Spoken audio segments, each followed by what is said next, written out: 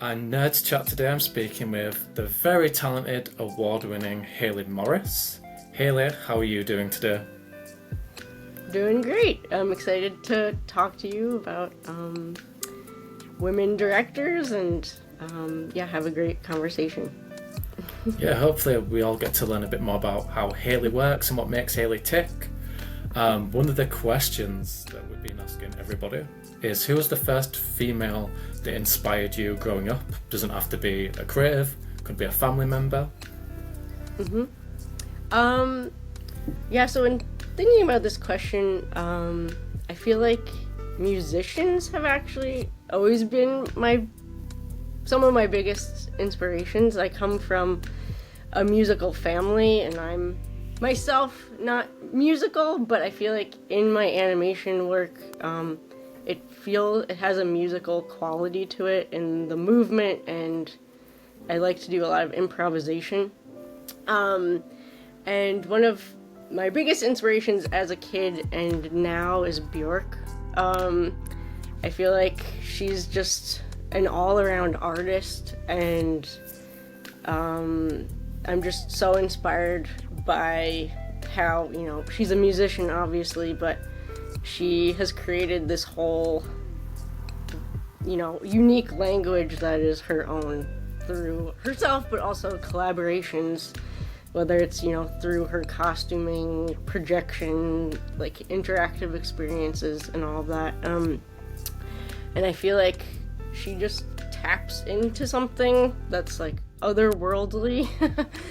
And I feel like there's a quote by David Lynch that I really like that I feel like she encompasses, and I try to do in my own work.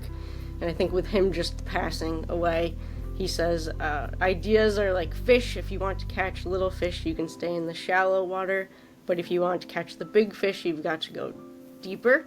And so this emphasizes the need to explore deeper levels of consciousness and whatever that is. So I think she sums that up so well in her work, that she just goes really deep, and I just feel like she's very true to herself. And that's what I try to do in my own work, whether it's, personal projects, but even in advertising, bring a different layer to everything I do and try to tap into, feel the feelings of things. Yeah. Well, it's funny you mentioned Bjork because she's one of my biggest inspirations. Oh, awesome. Bjork and PJ Harvey, they're like the holy grail for me. Yeah. And one thing I like about Bjork is obviously she's uncompromising. She's never trying to do what everyone else is doing. She kind of just does her own thing. And that's something I always appreciate by, any artist. It's funny you mentioned David Lynch, obviously famous for just doing what he wanted to do. And I think as an artist, that's one of the most important things an artist can do, is stay true to themselves and what they want to say as artists. And as you mentioned, your music does have a musical element. Obviously, you've worked on music videos. But one of the questions I was going to ask is, is music an inspiration for you, which you've kind of answered. But Bjork is also a really cinematic artist. Yes. You mentioned, obviously the way she dresses, the album artwork, even each album in its own way kind of feels like its own feature film. Vespertine just feels that's almost my favorite. Yeah, it's one of my favorite albums. And to me that album feels like a love letter to Iceland, and it feels very I've never been to Iceland, but listening to that album, I can kind of visualize it. And not a lot of artists can do that. Radiohead, Talking Heads. Oh, nice. Very cinematic artists do inspire me on when I'm writing as well.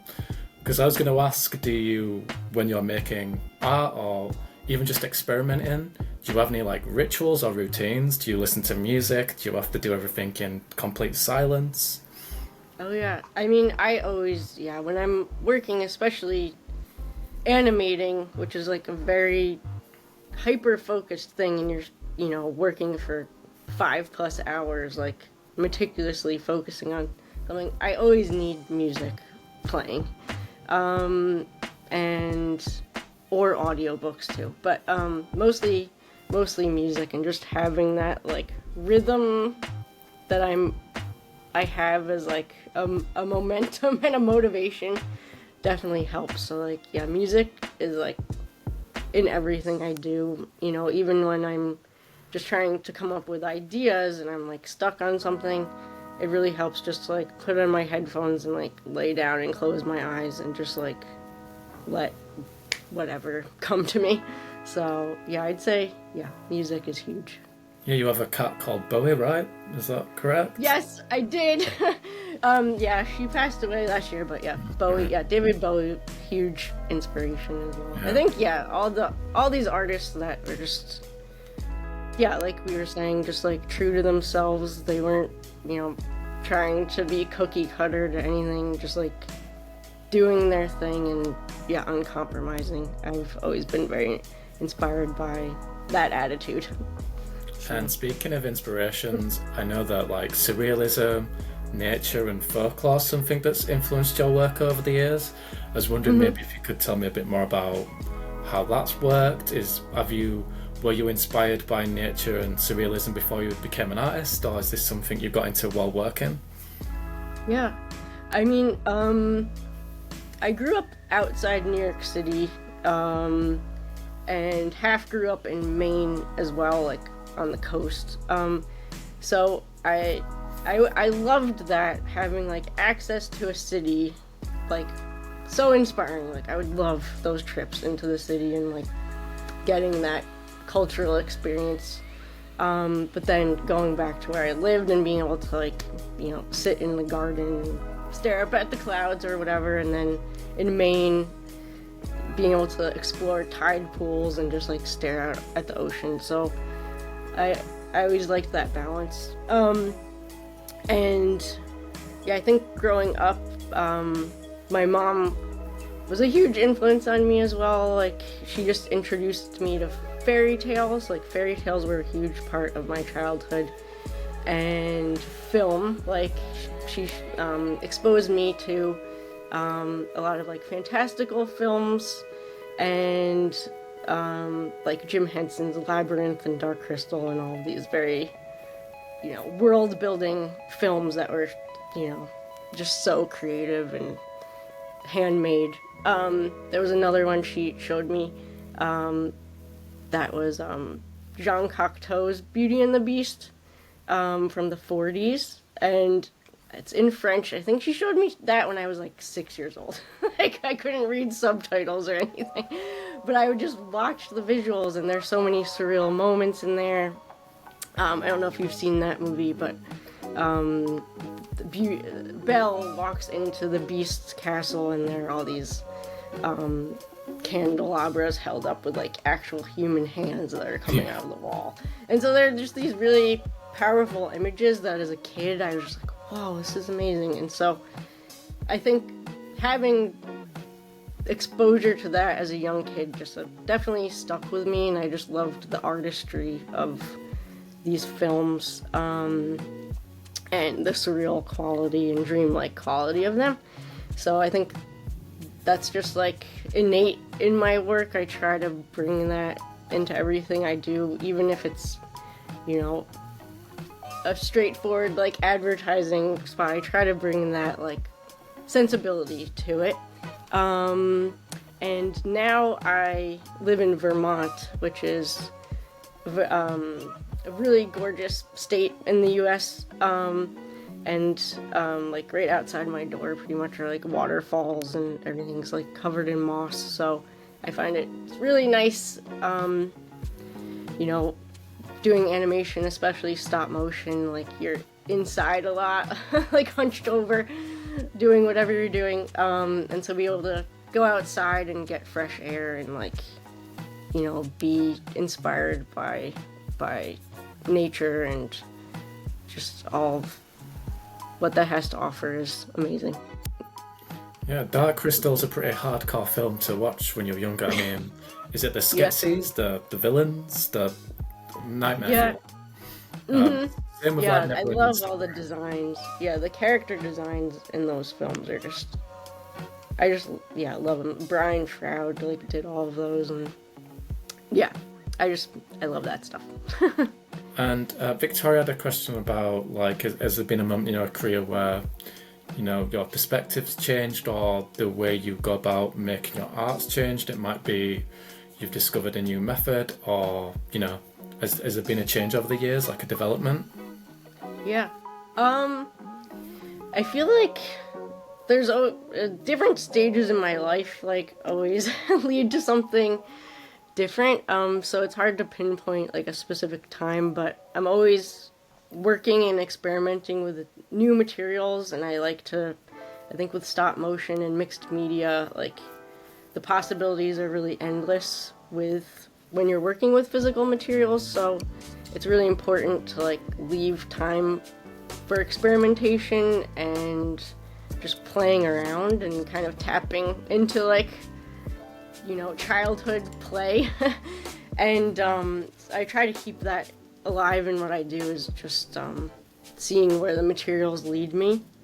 But I think in recent years, becoming a mom, I have a 4-year-old daughter, and I was always a multitasker, but I feel like I'm an extreme multitasker now with being, you know, having to balance so many things. And I think before she was born, I was very much like a lone wolf in a lot of ways, like wanting to do everything myself. And I've realized, like, you know, collaborating is actually really great, and, like, working with friends and different collaborators, and you know, splitting up our time, you know, doing different tasks based on our skills and bringing our ideas together. So I think that was a huge turning point for me, just, like, embracing help from other people. And yeah, the collaborations I've done have been really rewarding and fun. So Yes, because Victoria asked, you know, you're becoming a mother, how did that change the kind of day-to-day process of you working in your studio space? Was it a drastic change, or was it just kind of more of an evolution? yeah, I mean, I feel like, yeah, my time is definitely more limited. I used to have like a giant loft, like mill building, so I had much more space to do what I do. And now I'm working out of my house, which is actually great because it allows me to, like, when my daughter goes to sleep, I'm like, okay, 8 p.m. till midnight is my time to have my time for experimentation and doing that stuff. But yeah, I think yeah, I've just had to adapt and, like, change the way I work a little bit, but I think it's important to just, like, keep doing as much as I can do, and, like, also accept that there are limitations now to a certain extent. Like, I can't be staying up till 5 a.m. animating anymore, you know? So I was going to say the actual, like, tangibility of stop motion, and I mean, it kind of invites kind of experimentation. I was going to ask, how did your foray into stop motion start? Did you go to film school, or was this something you kind of dived into in your own time? How did that first start? yeah, when I was a teenager, I started experimenting with stop motion, you know, in a very, like, basic way. It was before, like, Dragon Frame or any of that stuff, so I had, like, an old camcorder that I would press stop and start and just, like, move stuff around. And then, yeah, I went to RISD, which is an art school in the US, and majored in animation and fell in love with stop motion, and knew that's, like, what I wanted to do after learning about it and learning, you know, about fabrication and animation and filmmaking in general. Uh-oh, are you there?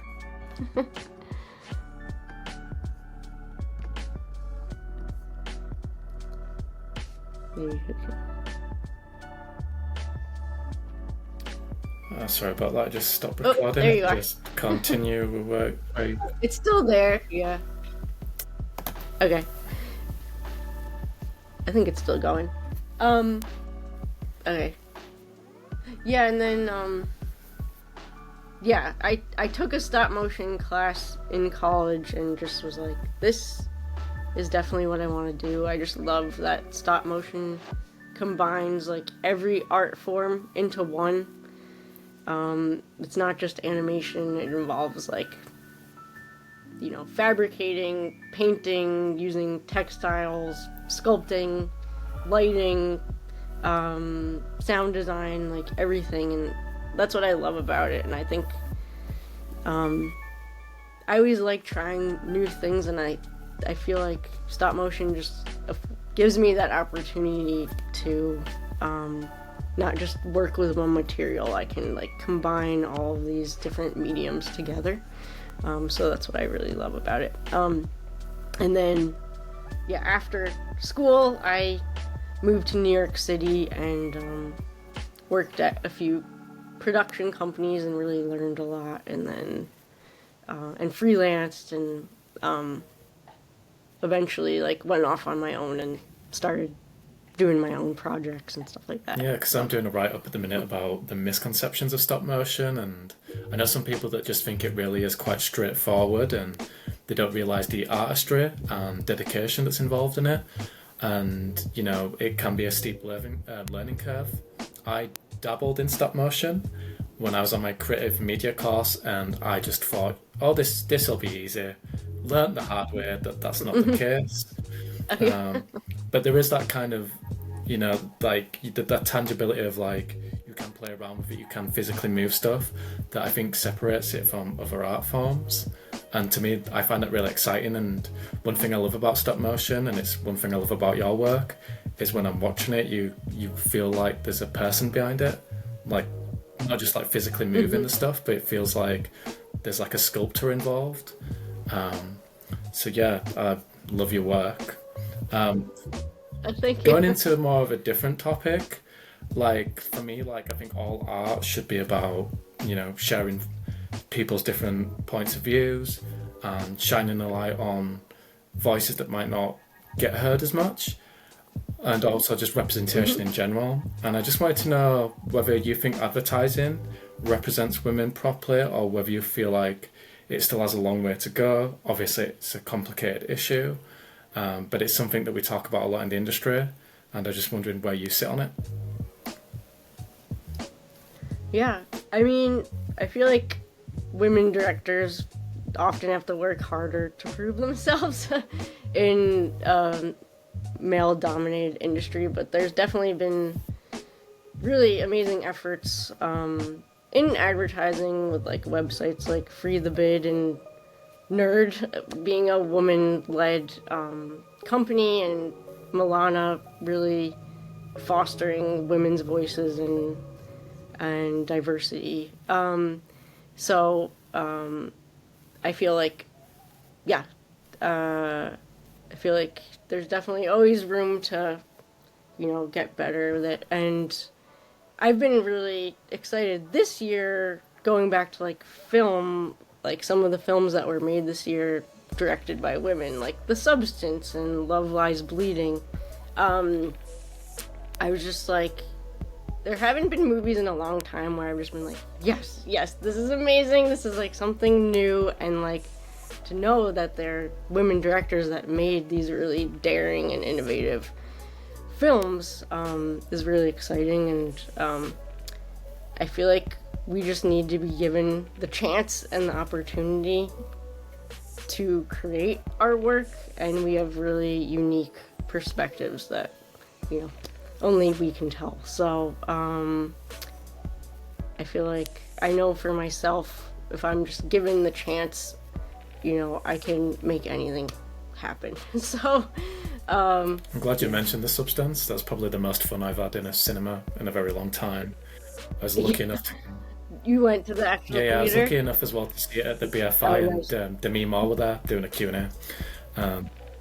Oh, wow. But it's such a unique perspective. You can tell it was obviously made by a woman, not just to do with, like, you know, how women are represented or what women go through, but it just felt very kind of authentic. And, you know, hopefully we get to see more and more films like that in, like, the mainstream. You know, some of my favourite filmmakers are female, like Celine Sesame, and I think she has a very unique vision that feels distinctively feminine. Petite Maman and Portrait of a Lady on Fire. Just incredible pieces of work. I still haven't seen that. It's on my Portrait of a Lady on list. Fire.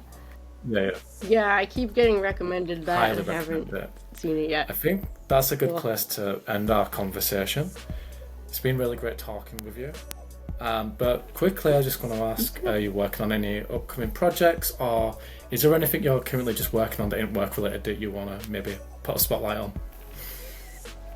Oh, I mean, I'm doing my experiments. I've been working a lot in clay this year, so I'm trying to continue that just on a personal project. And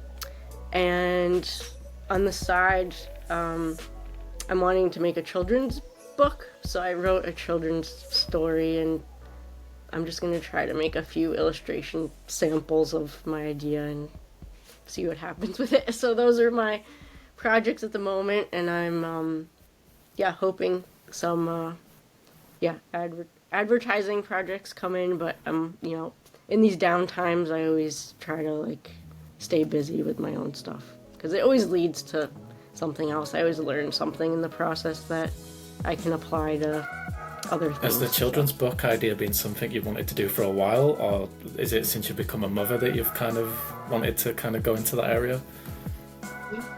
Yeah, I mean, I feel like I've always loved children's books, even before becoming a mom, but I think now, I go to the library like once a week and we take out a stack of children's books like this high, and I'm just so inspired by them, and I think in reading them, I'm like, I could do this. Like, I would love to translate what I do in my stop motion and just focus on like still images. So I really want to make a children's book making like physical sets that I photograph, so it's like a 3D illustration.